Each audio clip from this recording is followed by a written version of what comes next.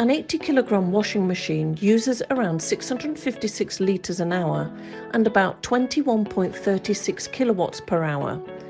If we add an XL water recovery tank, we use only 288 litres of fresh water and about 18.80 kilowatts per hour.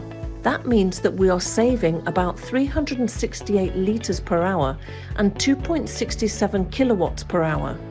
Suppose that a standard laundry with 3 80 kilogram washing machines works 16 hours a day and 300 days a year.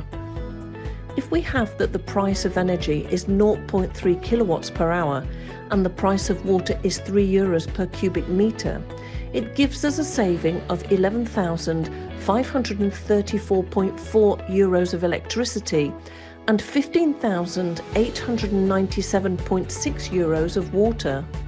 We are saving a total of €23,298 per year just by adding a water recovery tank.